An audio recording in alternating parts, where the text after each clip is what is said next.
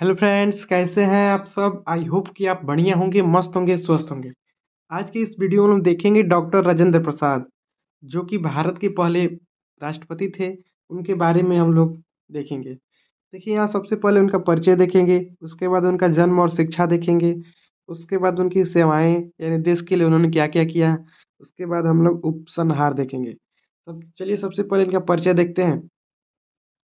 भारत देश के रत्न और बिहार के गौरव डॉक्टर राजेंद्र प्रसाद भारत के प्रथम राष्ट्रपति थे।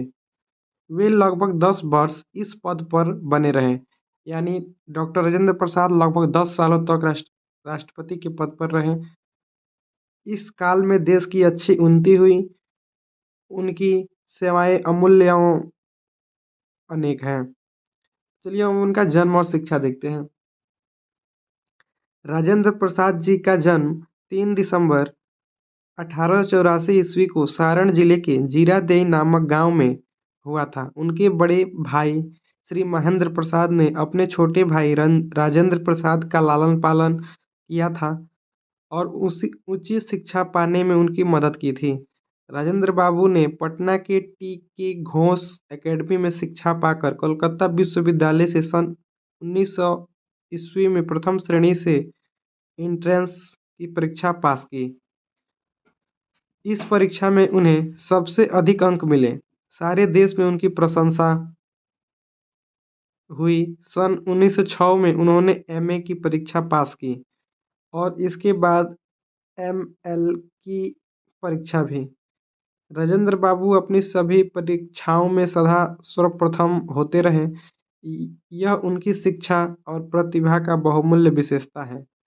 सभी उनकी योग्यता और विद्वानता पर मुग्ध थे। सारे देश में उनका नाम फैल गया था। शिक्षा समाप्त कर लेने के बाद राजेंद्र बाबू ने सबसे पहले कलकत्ता में फिर हाई कोर्ट में वकालत की। इससे उन्हें अच्छी सफलता मिली। वकालत चमक उठी, अच्छी आमदनी होने लगी। अब उनका देख लेते हैं हम लोग सेवाएं। देखिए हाँ, लेकिन महापुरुषों का जन्म अपने लिए नहीं हुआ करता। वे तो किसी बड़े काम को पूरा करके ही दम लेते हैं। सन 1917 में जब गांधी जी ने चंपारण में अंग्रेजों के खिलाफ आवाज उठाई, तभी राजेंद्र बाबू की भेंट गांधी जी से हुई। वे राजेंद्र बाबू उनके शिष्य हो गए। उन्होंने चलती वकालत को लात मार दी और देश की सेवा का व्रत लिया।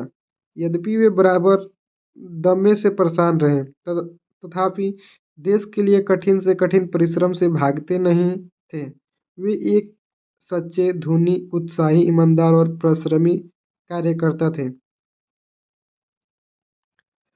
उनका शरीर दुबला पतला था, किंतु उनकी आत्मा बलवती थी।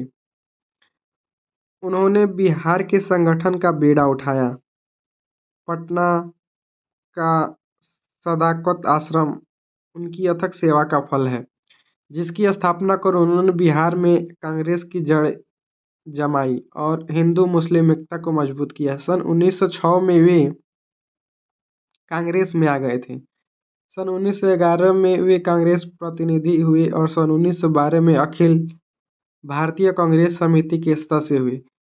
कई वर्षों तक उन्होंने मुजफ्फरपुर के लंगट सिंह कॉलेज और कलकत्ता के सिटी कॉलेज तथा लॉ कॉलेज में प्रोफेसर का कार्य किया। सन 1919 में जब गांधी जी की देखरेख में रॉलेट एक्ट के खिलाफ आंदोलन चला, राजेंद्र बाबू ने दिल खोलकर उनका साथ दिया। सन 1920 के स्वतंत्रता संग्राम, सन 1921 के असहयोग आंदोलन में, सन 1922, 1939, 1940 और 1942 के भिन्न भिन्न राजनीतिक आंदोलनों में भाग लेने के कारण वे कई बार जेल चले गए। कई बार तो उन्हें पुलिस की लाठी भी खानी पड़ी।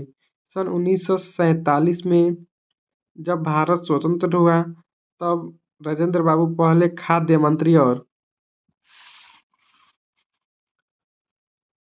और फिर भारत के प्रथम राष्ट्रपति हुए। 28 फरवरी 1963 को भारत का ये साधु नेता सदा के लिए उठ गया। यानी 28 फरवरी 1963 को उनका क्या हो गया, मृत्यु हो गया। और उनका जन्म 3 दिसंबर 1884 ईस्वी को हुआ था। अब देखिए उपसंहार। राजेंद्र बाबू भारतीय संस्कृति और सामान्य जनता के प्रतिनिधि थे, इसलिए वे सबके प्यारे थे। वे सरल जीवन, ऊंचे विचार के जीते जागते उदाहरण थे। उन्होंने जीवन भर भारतीय पोशाक पहनी, विदेशी वस्त्र कभी नहीं पहना। सादगी और सच्चाई के वे अवतार थे। उनका अंदर और बाहर का जीवन एक समान था। वे गांधी जी के अनुयायियों में प्रथम थे। तो आज के लिए दोस्तों इतना ही। अब मिलेंगे किसी नेक्स्ट वीडियो में, तब तक के लिए।